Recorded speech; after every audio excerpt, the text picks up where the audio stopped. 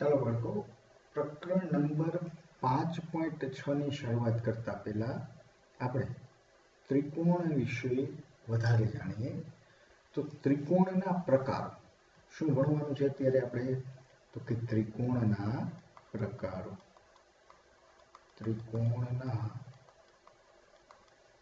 પ્રકારો. તો સૌથી પહેલા અહીંયા જો તમને આપેલું છે કે બાજુના આધારે ત્રિકોણના નામ. બાજુના આધારે ત્રિકોણના નામ કેટલા કેટલા આપેલા છે જો. એક છે વિષમ બાજુ, એક છે સમદ્વિબાજુ અને એક છે સમબાજુ. આ દરેકને આપણે ઓળખીએ. પહેલું આપણે જોઈએ વિષમ બાજુ, કે જે ત્રિકોણની ત્રણ બાજુઓના માપ સમાન ના હોય, ત્રણ બાજુઓ સરખી ન હોય, તો તેને આપણે શું કહેશું? વિષમ બાજુ કહેશું. કેવો ત્રિકોણ કહેશું? વિષમ બાજુ ત્રિકોણ. હવે બીજું છે સમદ્વિબાજુ. દ્વિ શબ્દ એટલે બે. સમદ્વિબાજુ એટલે એવો ત્રિકોણ કે જેની બે બાજુઓ કેવી હોય? સમાન હોય. જે ત્રિકોણની બે બાજુ સરખી હોય તેને સમદ્વિબાજુ ત્રિકોણ કહેવાય છે. ત્યારબાદ સમબાજુ, બધે જ બાજુઓ કેવી હોય? સરખી. જે ત્રિકોણમાં ત્રણેય બાજુઓ કેવી હોય? સરખી હોય, તેવા ત્રિકોણને કેવો કહેવાય? સમબાજુ ત્રિકોણ કહેવાય. કેવો કહેવાય? સમબાજુ ત્રિકોણ કહેવાય. હવે ત્યારબાદ શું આવે છે જુઓ, તો કે ખૂણાના આધારે ત્રિકોણના પ્રકાર. કેના આધારે? તો કે ખૂણાના આધારે ત્રિકોણના પ્રકાર. ખૂણાના આધારે ત્રિકોણના પ્રકાર જોઈએ આપણે.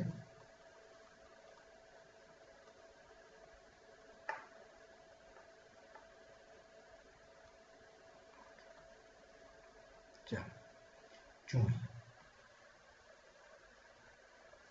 ખૂણાના આધારે ત્રિકોણના પ્રકાર. તો તમને ખ્યાલ છે બાળકો કે જો ત્રિકોણના બધા જ ખૂણાનું માપ 90 કરતા નાનું હોય, 90 કરતા દરેક ખૂણો કેવો હોય? નાનો, તો તે ત્રિકોણને કેવો કહેવાય છે? લઘુકોણ ત્રિકોણ કહેવાય છે, જે અહીંયા દર્શાવેલો છે. ત્યારબાદ જો ત્રિકોણમાં કોઈ એક ખૂણો કાટખૂણો, કોઈ એક ખૂણો કેવો હોય? કાટખૂણો, એટલે કે જેના માપ 90 અંશ હોય. કેટલું હોય? 90 અંશ. તો તેવા ત્રિકોણને કાટકોણ ત્રિકોણ કહેવાય છે. અને કાટકોણ ત્રિકોણમાં બાકીના બે ખૂણાઓ હોય, ખાસ ધ્યાન રાખજો, આ બાકીના બે ખૂણા છે એ હંમેશા કેવા હોય છે? તો કે લઘુકોણ હોય છે. કેવા હોય છે? લઘુકોણ. હવે ત્યારબાદ આવે છે ગુરુકોણ ત્રિકોણ. કયો ત્રિકોણ આવે છે? ગુરુકોણ ત્રિકોણ. જો ત્રિકોણમાં કોઈ એક ખૂણો 90 કરતા વધારે હોય, 90 કરતા વધારે હોય, જો આ ખૂણો દેખાય છે, કેવો દેખાય છે? તો કે 90 કરતા વધારે, તો તેવા ત્રિકોણને શું કહેવાય છે? ગુરુકોણ ત્રિકોણ કહેવાય છે. કેવો ત્રિકોણ કહેવાય છે? ગુરુકોણ ત્રિકોણ. હવે ત્યારબાદ આપણે સ્વાધ્યાય તરફ આગળ વધીએ. આપણે જે સ્વાધ્યાય ભણવા જઈ રહ્યા છીએ એ સ્વાધ્યાય છે 5.6. કયું સ્વાધ્યાય છે? 5.6. ખાસ બાળકો ધ્યાન રાખશું. 5.6 માં આપણને પહેલો પ્રશ્ન શું આપેલો છે? તો કે નીચે આપેલા ત્રિકોણના પ્રકાર ના નામ આપો. નીચે આપેલા ત્રિકોણના પ્રકારના નામ આપો. તો પહેલું શું કીધું છે જુઓ, 7 સેમી, 8 સેમી અને 9 સેમી બાજુના માપ ધરાવતો ત્રિકોણ. તો આ બધા જ માપ કેવા છે? તો કે અલગ અલગ છે. બધા જ માપ અલગ અલગ છે. તો અહીંયા આનો જવાબ થશે આ ત્રિકોણ કેવો થશે? વિષમ બાજુ ત્રિકોણ છે. કેવો છે? વિષમ બાજુ ત્રિકોણ છે. આ એનો જવાબ થયો. ત્યારબાદ બી ત્રિકોણ એબીસી, જેમાં AB બરાબર 8.7 સેમી, AC બરાબર 7 સેમી, અને BC બરાબર 6 સેમી। તો આ ત્રિકોણ પણ કેવો થશે? તો બાળકો તમને ખ્યાલ હોવો જોઈએ કે આ ત્રિકોણ પણ કેવો થશે? તો કે વિષમબાજુ। કેવો ત્રિકોણ થશે? વિષમબાજુ ત્રિકોણ થશે। ચાલો હવે C જુઓ। ત્રિકોણ PQR માં PQ બરાબર QR બરાબર PR બરાબર 5 સેમી। એટલે કે બધી જ બાજુના માપ કેવા આપેલા છે? સમાન આપેલા છે। તો આ ત્રિકોણ કેવો થાય બાળકો? તો કે સાહેબ સમબાજુ ત્રિકોણ થાય। કેવો થાય બાળકો? સમબાજુ ત્રિકોણ બનશે। કેવો બનશે? સમબાજુ ત્રિકોણ। ત્યારબાદ ત્રિકોણ DEF માં માપખૂણો D બરાબર 90। તો આપણે જોયું તો ખૂણાના આધારે કે કોઈ એક ખૂણાનું માપ 90 હોય તો તેવો ત્રિકોણને કેવો કહેવાય? તો કે કાટકોણ ત્રિકોણ। કેવો ત્રિકોણ કહેશું? કાટકોણ ત્રિકોણ। કેવો ત્રિકોણ થશે? કાટકોણ ત્રિકોણ। જો એકદમ સરળ જ છે। ત્યારબાદ E ત્રિકોણ XYZ માં માપખૂણો y બરાબર 90। ફટાક દેરાના બધા જ બોલવા માંડ્યા સાહેબ કે કાટકોણ ત્રિકોણ છે, પણ હજી રકમ અધૂરી છે બાળકો। સાથે શું આપ્યું છે? XY બરાબર YZ એટલે કે બે બાજુઓના માપ કેવા આપેલા છે? સમાન આપેલા છે। તો આવા ત્રિકોણને આપણે કહેશું, બે બાજુઓના માપ સમાન હોય તો સમદ્વિબાજુ। સમદ્વિબાજુ અને સાથે સાથે એક ખૂણો કેવો છે? કાટખૂણો છે। સમદ્વિબાજુ કાટકોણ ત્રિકોણ। સમદ્વિબાજુ કાટકોણ ત્રિકોણ। ક્લિયર બાળકો? એકદમ સરળ જ છે। ત્યારબાદ જુઓ ત્રિકોણ LNN માં માપખૂણો L બરાબર 30, માપખૂણો N બરાબર 70 અને માપખૂણો N બરાબર 80। તો હવે જુઓ ત્રણેય ખૂણાના માપ છે 90 કે 90 કરતાં વધારે નથી। એટલે આ ત્રિકોણ કેવો થશે? તો કે લઘુકોણ ત્રિકોણ। કેવો થશે? લઘુકોણ ત્રિકોણ। કેવું સરસ મજાની વાત છે।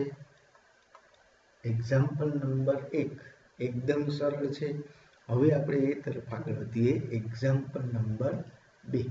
એક્ઝામ્પલ નંબર 2 માં આપણને જોડકા જોડવાનું કીધું છે। આપણને શું જોડવાનું કીધું છે? જોડકા જોડો। એક્ઝામ્પલ નંબર 2 શું કીધું છે? નીચેના જોડકા જોડો।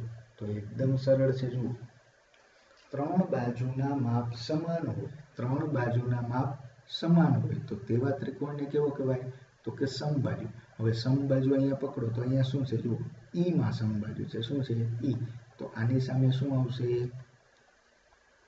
E।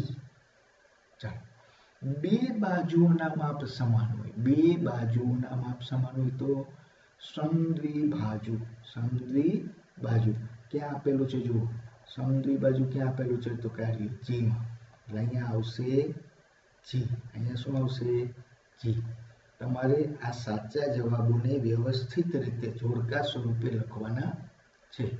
ત્રીજું બધી જ બાજુઓના માપ ભિન્ન હોય। બધી જ બાજુઓના માપ ભિન્ન હોય તેવા ત્રિકોણને આપણે શું કહીએ? તો કે વિષમબાજુ।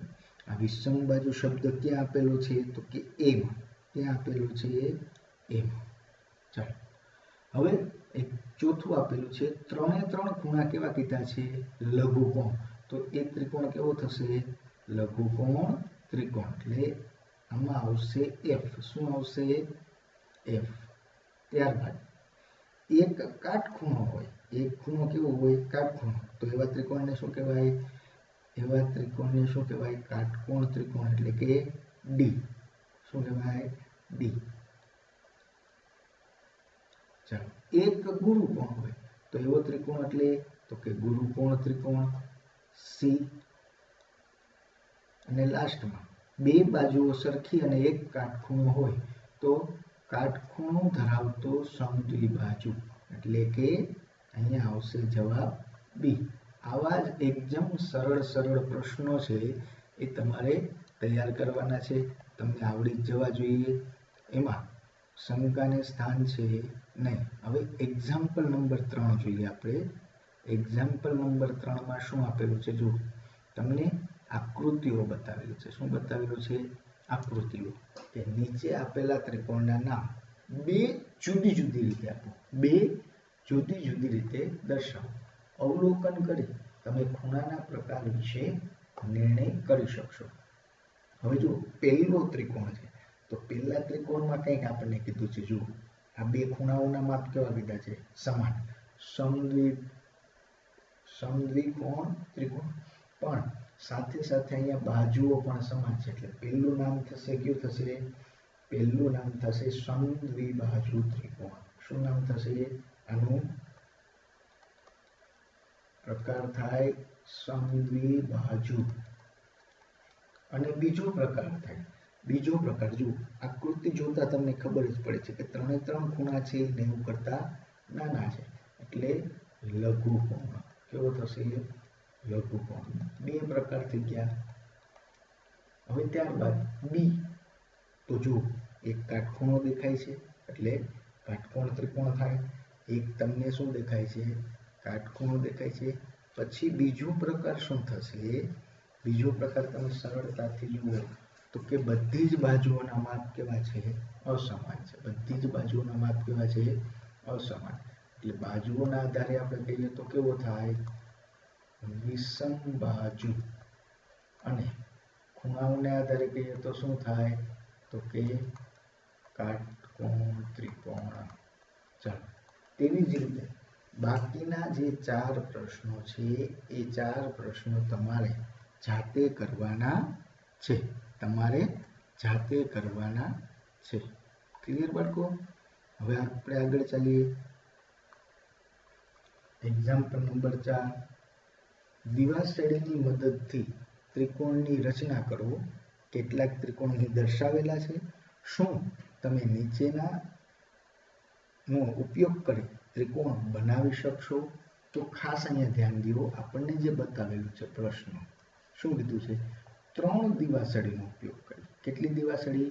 3 દિવાસળીનો ઉપયોગ કરી. તો આપણને ખ્યાલ છે આ એક દિવાસળી, આ બીજી દિવાસળી અને આ ત્રીજી દિવાસળી. તો 3 દિવાસળીનો ઉપયોગ કરી ત્રિકોણ બનશે? તો કે હા. તમારે લખવાનું થાય 3 દિવાસળીનો ઉપયોગ કરી અહીં ત્રિકોણ બનશે. તેવી જ રીતે 4 દિવાસળી, તો 4 દિવાસળીનો ઉપયોગ કરી ત્રિકોણ બનાવવાના પ્રયત્ન કરશો તો બનશે નહીં. અહીંયા ત્રિકોણ બનશે નહીં, કારણ કે 4 દિવાસળીથી ત્રિકોણ બને નહીં.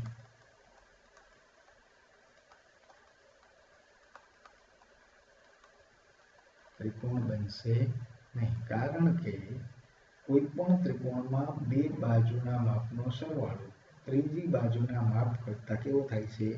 વધારે થાય છે. 4 દિવાસળીનો ઉપયોગ કરવાથી આ ગુણધર્મ સચવાતો નથી, કારણ કે 4 દિવાસળીઓના માપ તો કેવા હોય છે?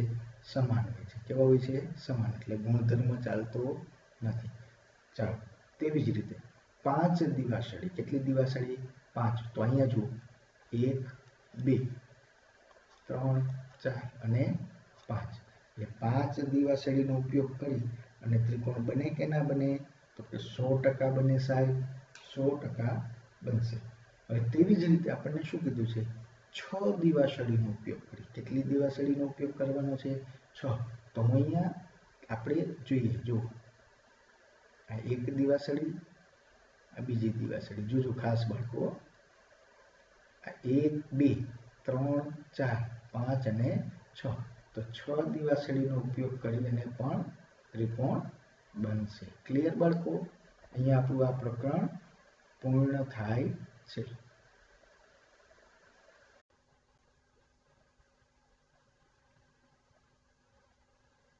ચાલો બાળકો, હવે આપણે ભણીએ છીએ સ્વાધ્યાય નંબર 5.7ની થિયરી ચતુષ્કોણ. તો ચતુષ્કોણ એટલે તમને ખ્યાલ હોવો જોઈએ, ચતુષ્કોણ એટલે 4 બાજુઓ ધરાવતો બહુકોણ. 4 બાજુઓ ધરાવતો બહુકોણ. તો તમને અહીંયા આકૃતિમાં 4 બાજુઓ ધરાવતો એક બહુકોણ આપેલો છે. આ 4 બાજુઓ કઈ કઈ છે? તો કે રેખાખંડ AB, રેખાખંડ BC, રેખાખંડ CD. એટલે અહીંયા આપણે લખશું રેખાખંડ CD, રેખાખંડ સીડી અને રેખાખંડ ડીએ. આ એની 4 બાજુઓ થઈ. 4 ખૂણાઓ, ખૂણો બીએડી, ખૂણો એડીસી, ખૂણો ડીસીબી અને ખૂણો સીબીએ, ખૂણો સીબીએ. આ 4 ખૂણાઓ થાય છે. અને ચતુષ્કોણ આપેલો છે, તો ચતુષ્કોણમાં 2 વિકર્ણ આપેલા છે. એક રેખાખંડ એસી વિકર્ણ છે અને બીજો વિકર્ણ થાય રેખાખંડ બીડી. આ બંને છે એના શું છે તો કે વિકર્ણ છે. શું છે? વિકર્ણ.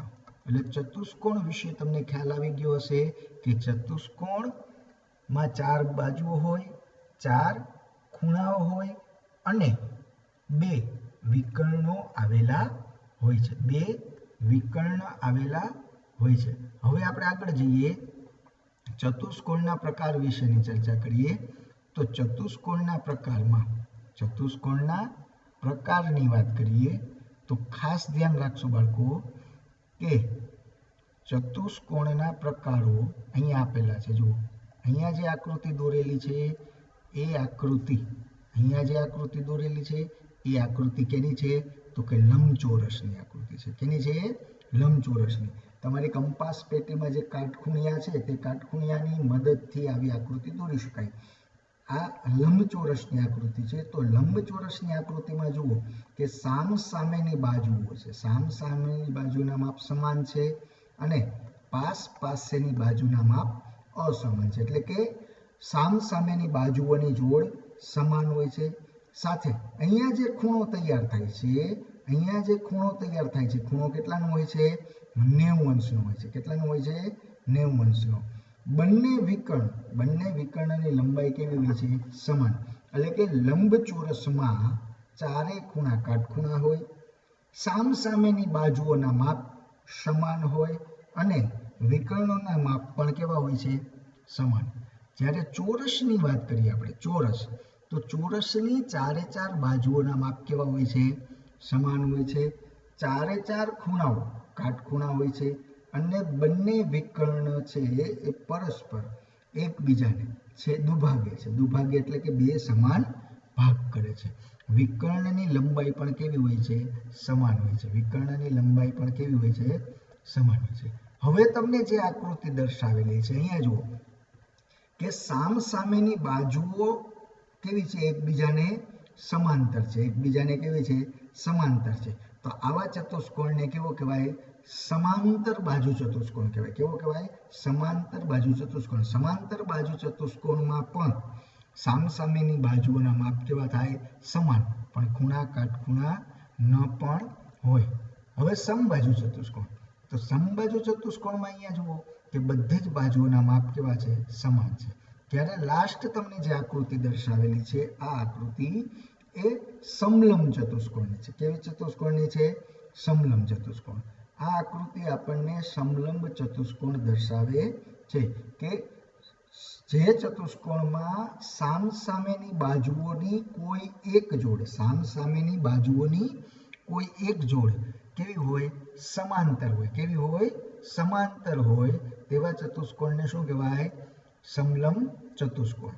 હવે અહીંયા જુઓ, અહીંયા તમને એક સરસ મજાનું કોષ્ટક આપેલું છે કે ભાઈ સમાંતર બાજુ ચતુષ્કોણમાં સામસામેની બાજુઓ સમાંતર હોય તો કે હા. બાજુઓના માપ સમાન હોય તો કે હા. બધી જ બાજુઓ સરખી હોય તો કે ના. સામસામેના ખૂણાઓ સરખા હોય તો કે હા. વિકર્ણની બાબતમાં વિકર્ણ છે સમાન હોય તો કે ના.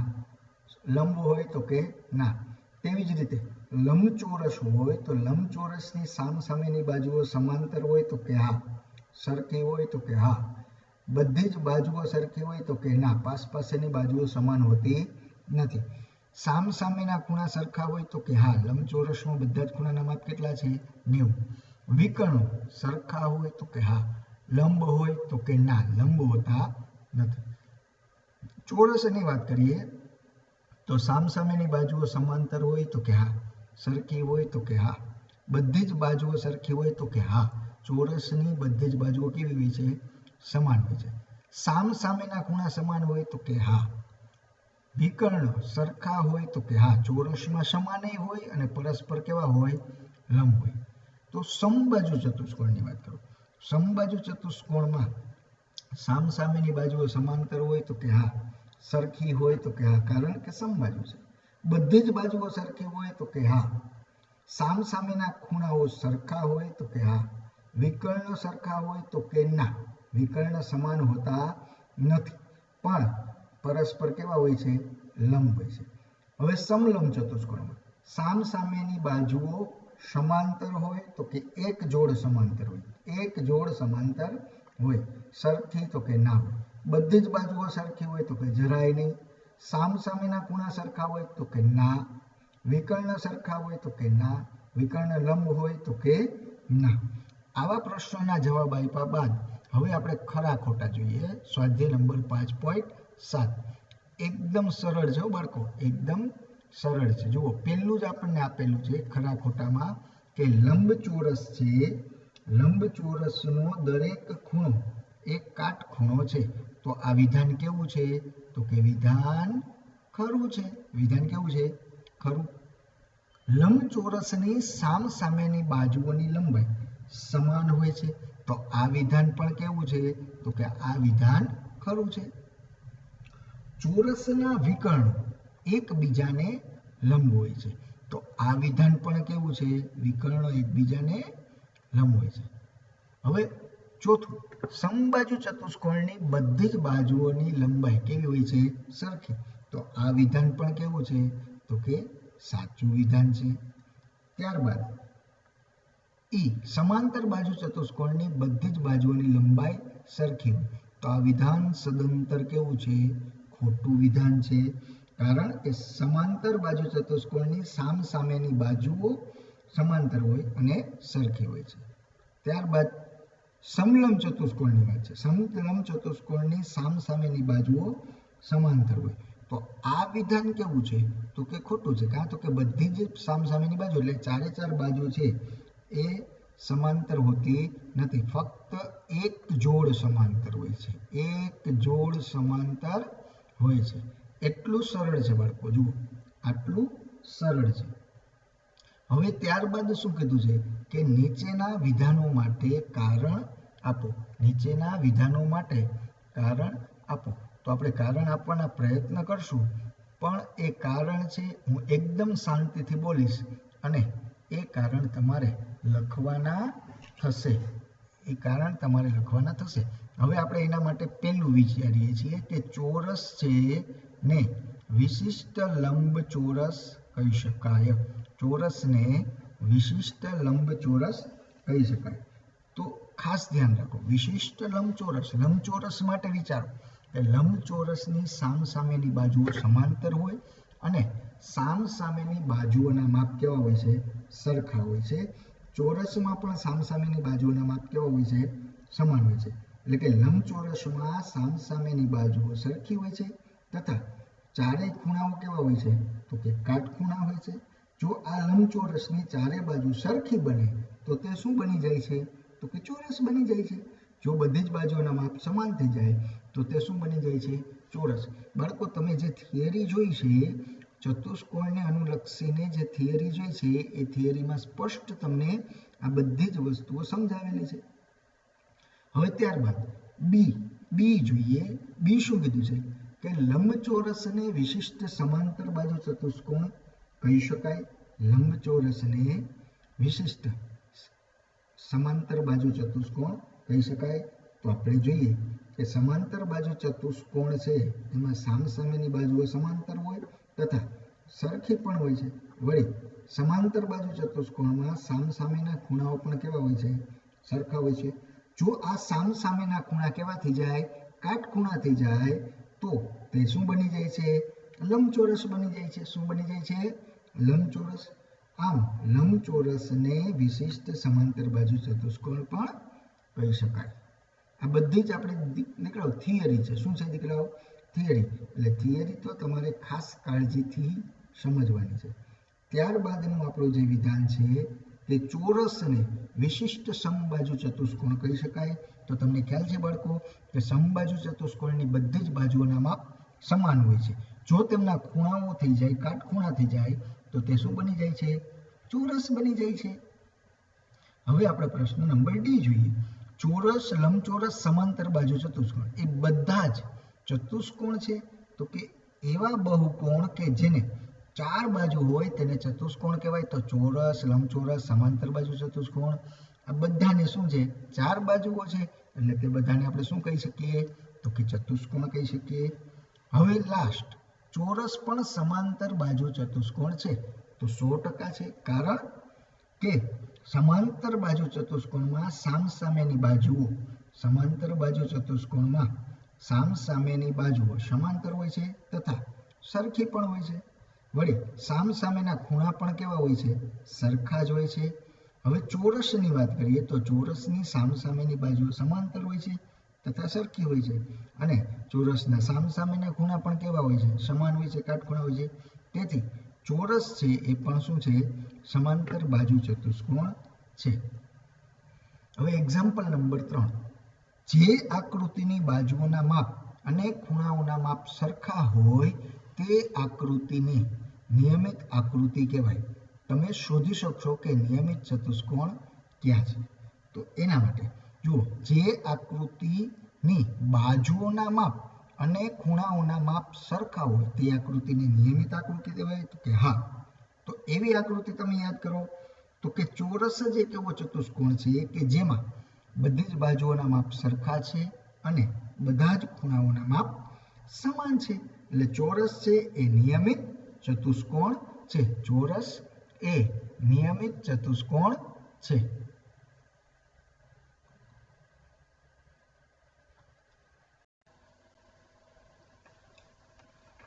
ચાલો બાળકો, હવે આપણે જોઈએ છીએ ત્રિપરિમાણીય આકારો. ત્રિપરિમાણીય આકારો. તો અહીંયા જુઓ, આપણને શું બતાવેલું છે? દડો છે એ ગોળ છે, આઈસ્ક્રીમ છે એનું કોણ છે શંકુ જેવો રચના છે, પછી થમ્સઅપ, પેપ્સી, કોકાકોલાનું કેન આવે. થમ્સઅપ, પેપ્સી, કોકાકોલાનું જે કેન આવે છે એ કેન છે કેવા આકારનું છે? તો નળાકાર રચના ધરાવે છે.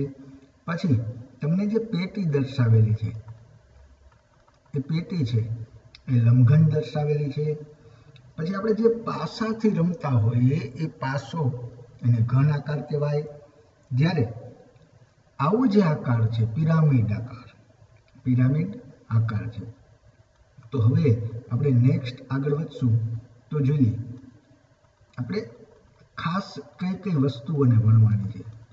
તો કે ફલક, ધાર અને શિરોબિંદુ. તો ફલક એટલે સપાટી. ફલક એટલે સપાટી. જો આ એક સપાટી, આ બીજી ઉપરની સપાટી, આ ત્રીજી, આ બાજુ ચોથી છે, પાછળની બાજુ પાંચમી છે અને નીચે છઠ્ઠી છે.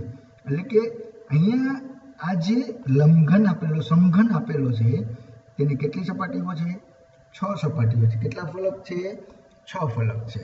પછી હવે એની વાત આવે ધારની. તો આ જે લીટી છે, આ લીટી છે અને આપણે શું કહેશું? ધાર કહેશું. આ લીટી છે એને આપણે શું કહેશું? ધાર. આ બધી જ એની ધાર છે.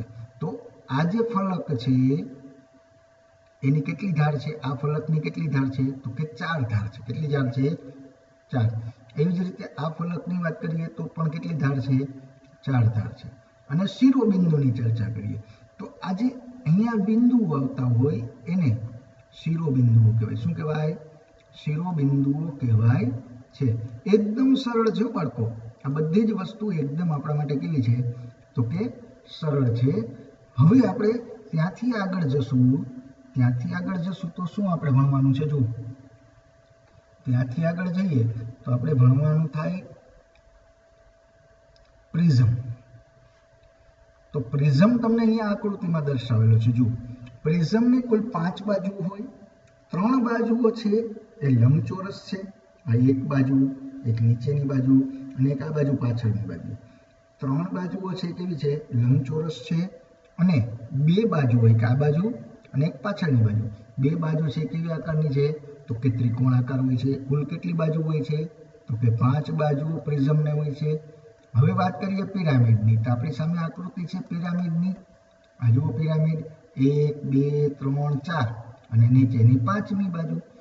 4 બાજુઓ છે, 4 ત્રિકોણાકાર હોય. જ્યારે 5મી બાજુ છે નીચેની બાજુ એ કેવી હોય? તો કે ચોરસ હોય છે. કેવી બાજુ હોય છે? ચોરસ. ત્યારબાદ અહીંયા આપણને નળાકારની 3D રચના બતાવેલી છે, શંકુની 3D રચના બતાવેલી છે અને ગોળો દર્શાવેલો છે.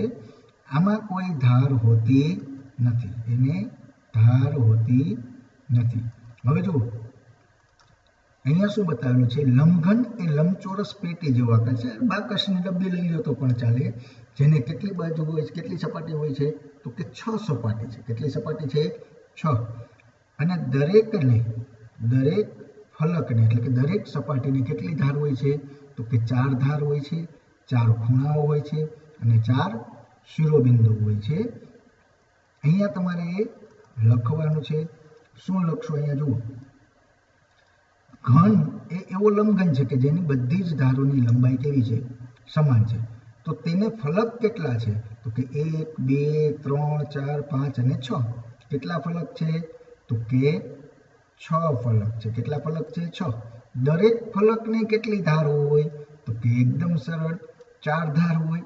અને શિરોબિંદુ પણ કેટલા હોય? તો કે 4 શિરોબિંદુ હોય. કેટલા શિરોબિંદુ હોય? 4 શિરોબિંદુ હોય. એકદમ સરળ વસ્તુ આપણે અભ્યાસ લઈ રહ્યા છીએ બાળકો. હવે ત્યાંથી આગળ જઈએ તો આપણને શું બતાવેલો છે? પિરામિડ દર્શાવેલો છે. પિરામિડમાં ફલક કેટલા? પિરામિડને ફલક કેટલા? તો કે 4. કેટલા ફલક છે? તો કે 4 ફલક છે. ધાર કેટલી છે? જુઓ 1, 2 અને 3. કેટલી ધાર છે? 3 ધાર છે. ખૂણાઓ કેટલા છે? તો કે 1, 2, 3. હવે જો ખાસ ધ્યાન રાખજો બાળકો, અહીંયા જે આપણે ખૂણાઓ લખીએ છીએ, ખૂણા ક્યાં લખીએ છીએ? તો કે દરેક ફલકના ખૂણા લખીએ છીએ અને દરેક ફલકને શું લખીએ છીએ? ધાર લખીએ છીએ. ખાસ બાળકો, એ આપણી ભૂલ થવી જોઈએ નહીં. હવે ત્યારબાદ ત્યાંથી આગળ વધશું તો કે ચોરસ પિરામિડ.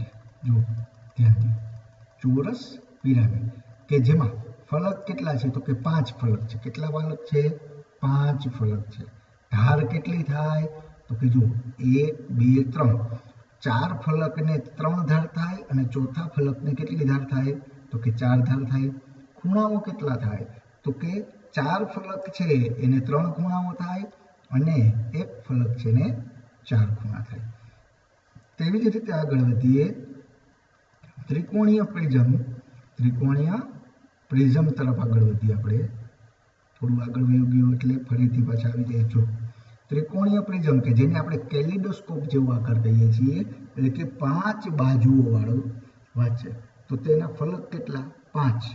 ધાર કેટલી? તો કે જુઓ અહીંયા જો 1, 2, 3 અને 4 ધાર છે. ખૂણાઓ કેટલા? તો કે 4 ખૂણાઓ. જ્યારે 2 ફલક એવા છે કે જેમાં 3 ખૂણાઓ છે અને 3 ધાર છે. 3, 3. ક્લિયર? આ ભૂલાવવું જોઈએ નહીં. હવે આપણે સ્વાધ્યાય નંબર 5.9 ભણીએ છીએ. જુઓ ખાસ ધ્યાન રાખજો, એકદમ સરળ છે હો, એકદમ સરળ. 5.9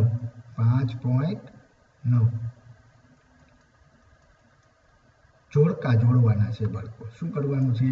તો કે જોડકા જોડવાના છે. નીચેના ને એકબીજા સાથે જોડો.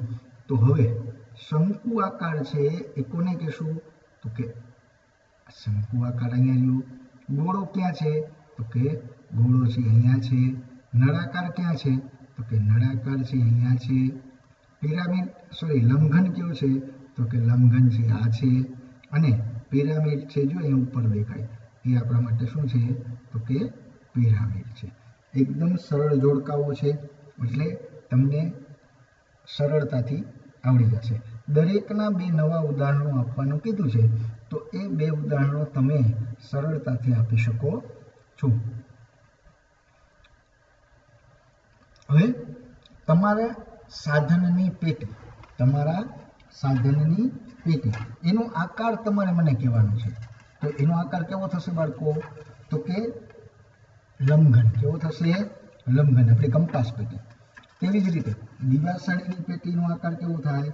તો કે લંબઘન થાય. ત્યારબાદ મીઠાઈના લાડુનો આકાર કેવો થાય? તો કે ગોળાકાર થાય. ઈંટનો આકાર કેવો છે? તો કે લંબઘન છે. અને રોડ રોલર એનો આકાર થાય નળાકાર થાય. કેવો આકાર થાય? નળાકાર. એકદમ સરળ છે બાળકો। અહીંયા આપણું આ પ્રકરણ સરળતાથી પૂર્ણ થાય છે।